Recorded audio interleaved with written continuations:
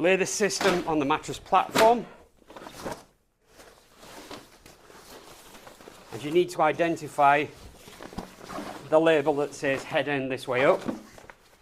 This goes at the head end and faces up. Next,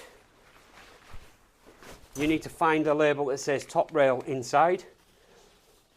This is connected to the top bumper pad, and it's connected to the piece of black mesh that's fixed to the link sheet. So present this to the top of the top rail with the padding going across the top of the rail, and connect the zip.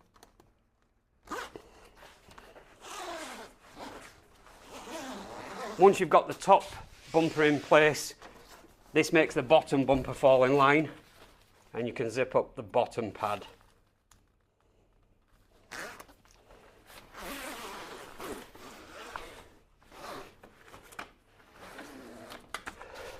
So now you should have a bumper in place with padding on the inside of the bed, and you should have the piece of black mesh from the top of the top rail connected to the link sheet.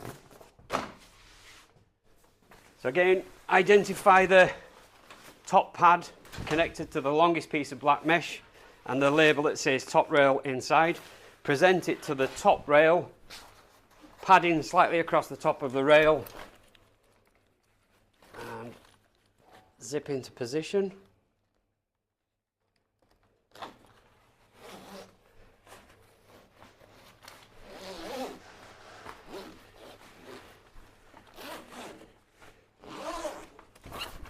This then allows the bottom pad to fall into position,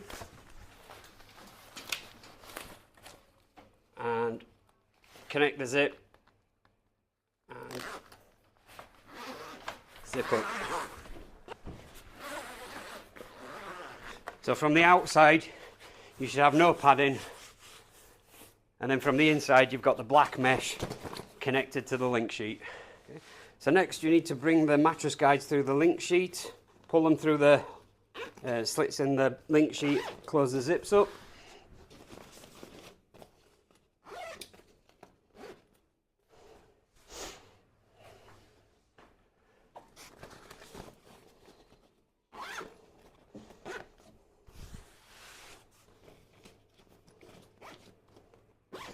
There's a small hole in the link sheet for tubing for catheters.